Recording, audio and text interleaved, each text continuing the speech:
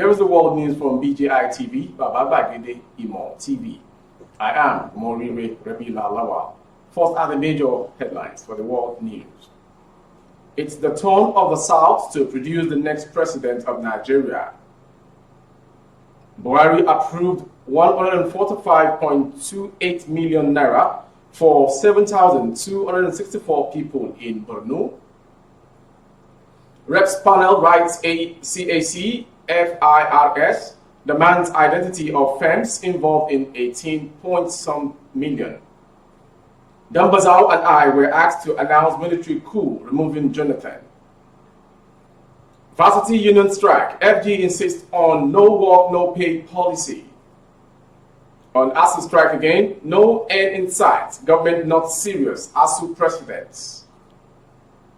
Osun State Amotekun intercepted one northerners hidden in trailer. Gunmen killed tanker driver in Kogi. And on foreign story, Emirates suspends flights to Nigeria from September. And finally, court sentences Nigerian wrestler to death by hanging. Now the news in detail.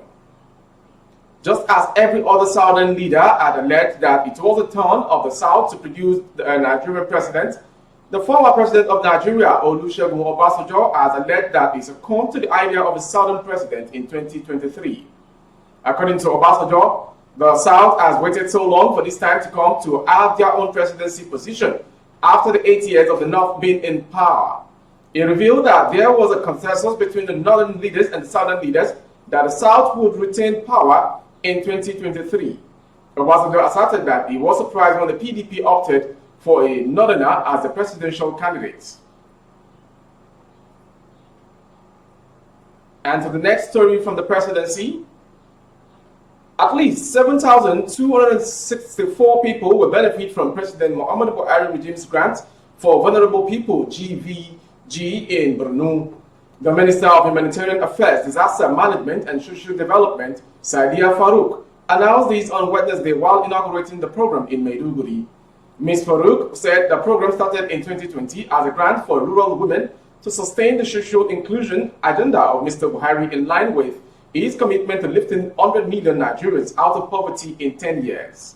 The GVG was designed to provide a one-off grant, a cash grant of 20,000 naira to some of the poorest and most vulnerable Nigerians in rural and peri-urban areas across the 36 states of the Federation and the Federal Capital Territory, stated the minister. According to her, it will empower beneficiaries to improve their productivity and commercial activities to ease poverty. She added that Mr. Buhari had directed that 70% of the beneficiaries must be women, while the remaining 30% was for the youth. The minister also mentioned that Mr. Buhari directed that at least 50% of the beneficiaries should be Nigerians with special needs, including persons with disability and other people in the states. 22, which is higher than the 89 million people projected to be living below national poverty line in 2018. The report also revealed that 4 in every 10 Nigerians live below the national poverty line. A majority of these people live in northern Nigeria.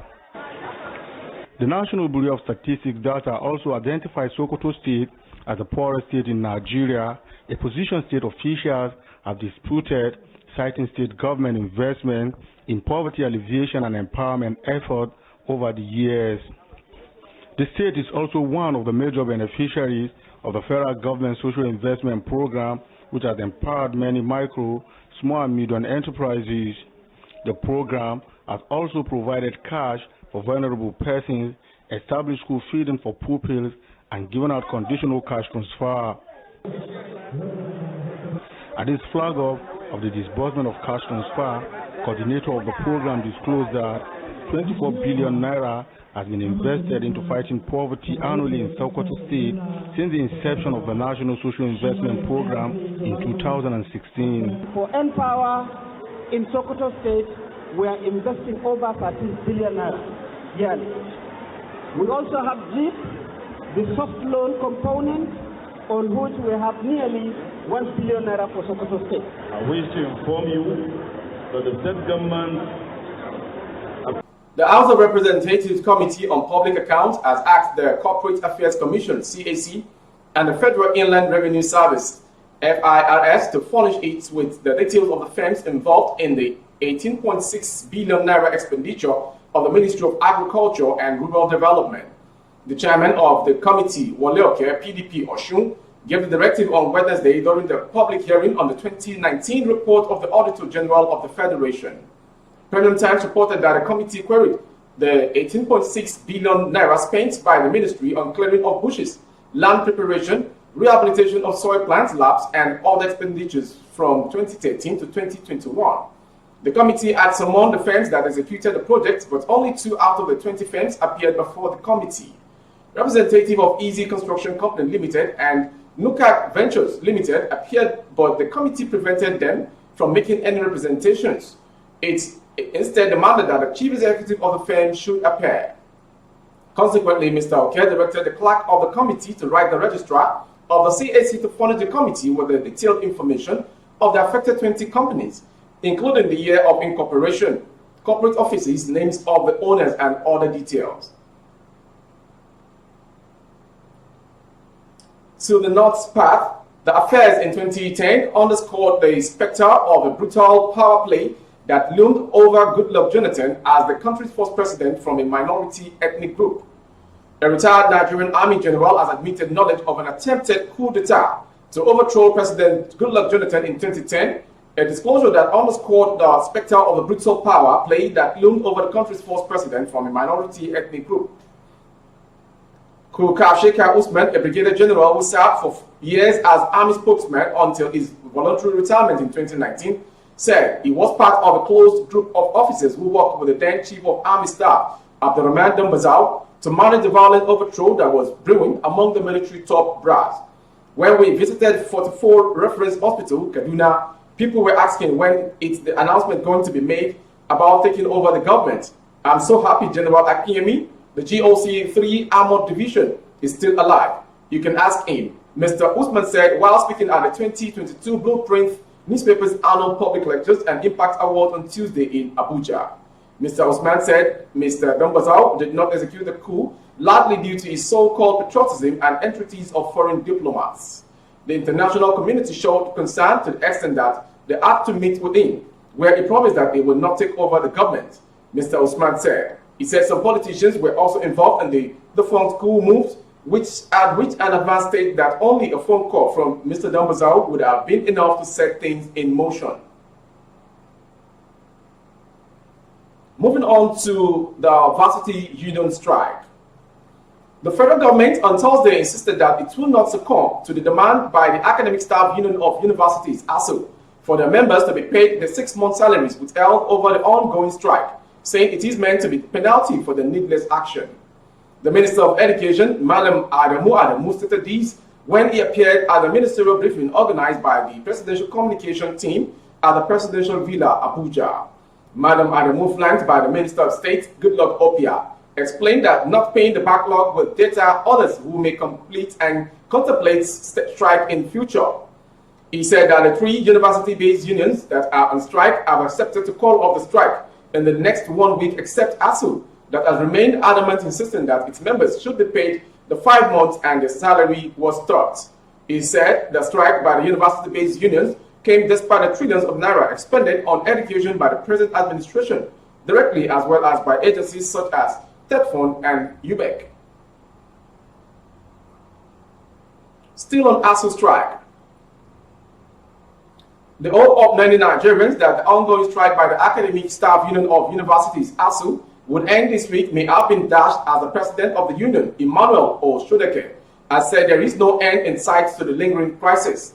ASUU also dismissed the government's claim that it does not have enough funds to meet the union's demands, saying the ongoing industrial action would not be called off until the government meets its key demands. Mr. Oshodeke spoke on Wednesday while taking part as a panelist during a Twitter Spaces organized by Premium Times. Other panelists on the Spaces included a renowned scholar and convener of the Toyin Falola interviews, Toyin Falola, and the project director, Connect of NG, Rinu Oduola. Moving to security stories. No fewer than 21 northerners hidden in a trailer loaded with motorcycles have been intercepted by personnel of the Western Nigeria Security Network codenamed Amotekun Corps in Osun State. The field commander of Osun Amotekun Corps, Amitolu Shitu, said the northerners could not give satisfactory account of the exact destination they were going to, adding that the motorcycles were used to hide them in the trailer. Shitu said the northerners had been handed over to the police for investigation. He said, while on duty, our men saw a trailer filled with motorcycles and we trailed the vehicle to Ajibandele in Ile-Ife. They stopped along Ajibandele Road, and while searching the vehicle, we realized the trailer was not carrying only motorcycles but 21 young men hid in the truck. We asked them where they were going, but they did not know the destination, as some of them said Zamfara State. After cross-examination by our men, we transferred them to the State Police Investigation Department in Osogbo for subsequent investigation and interrogation, Amitolu explained.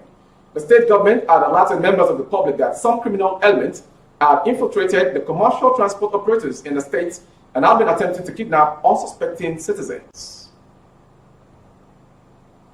From that story, we'll move to the next story on the world news from Kogi State this hour. Gunmen have shot and killed a 46-year-old tanker driver Usman Zakari in Anyimba, Dekina local government area of Kogi State. The incident occurred last Saturday near the Central Mosque on Obeya Street in Anyimba town. A witness said the gunman drove in a bus into the family compound of the driver around 4 p.m. and shot him in front of the house. It was learned that Zakari was shot in front of the same house where a son of the Imam of Anyimba, a 25-year-old graduate Yusuf Labaran, was killed last December. The State Police Command spokesman, SP Williams Aya, confirmed the incident, saying one Mr. Mustafa Zakari was reported to have lodged a complaint of the killing of his younger brother, Usman Zakari, by gunmen, adding that the command had ordered investigation into the matter. From that story, we'll go straight to foreign Nigeria story. Emirates Airlines on Thursday announced the suspension of its flight operations in Nigeria from September 4, 2022. It said the suspension became necessary following the inability to repatriate its funds from Nigeria. International carriers operating in Nigeria have repeatedly complained about the inability to repatriate funds to their own countries. They have raised this concern on many occasions with officials of the Federal Ministry of Aviation, as well as those at the Finance Ministry. Blocked funds belonging to these airlines are rising to about $600 million, as this is due to the inability of the Central Bank of Nigeria to make the United States dollar available for the carriers to repatriate. In a statement on Thursday, Emirates Airlines stated that it has tried every avenue to address our ongoing challenges in repatriating funds from Nigeria, and we have made considerable effort to initiate dialogue with the relevant authorities for their urgent intervention to help find a viable solution. From that story, we go to the final story, which is sports. A local Nigerian wrestler, Gùnm, who killed his wife, Kuala, during a brawl, has been sentenced to death by hanging. Gùnm had engaged his wife in a wrestle bout over a family feud, which led to her death. The court also heard that Gùnm smashed her face with a pestle, which led to her die instantly. The deceased and her husband, Gùnm, both from Sili community in Gùnm local government area of the state, had a series of running battles over marital issues before the incident. They were said to have parted ways on January 10, 2018, and reunited again at a wrestling competition this year. The state chief judge, Justice Nathan Musa, sentenced the famous wrestler to death after he was found guilty of killing the deceased. Gùnm was convicted on one count charge of culpable homicide punishable with death contrary to section 192(b) of the Adamawa State Penal Code Law 2018. Justice Musa, who delivered the judgment on Wednesday, said the prosecution had proved its case beyond reasonable doubt. That concludes the world news from BGI TV this hour. Before we go, some major headlines. It's the turn of the South to produce the next president of Nigeria, Obasanjo.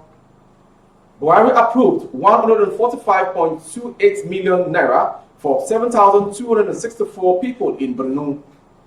Reps panel writes CAC FIRS demand identity of firms involved in 18 million naira. And finally, court sentences Nigerian wrestler to death by hanging. For more updates of our program on YouTube, our handle is Baba Bagide Imo TV. Kindly subscribe and click on the notification bell. Select option all to access our production. On Facebook, Bagede Imo with Alawi Adebayo. Please like and follow the page. On Instagram, Bagede Imo _22. For other placements of your goods and services, coverage of events and functions, both outdoor, please dial the phone number streaming on your screen for advert placements only. Thank you for watching. I am Morire Rebi Lalawa. Good evening. If you want to know what's going on in city, or you want to listen to the latest news and gist, no stress, oh, just tune to BGI TV. BGI TV, you're one in a million.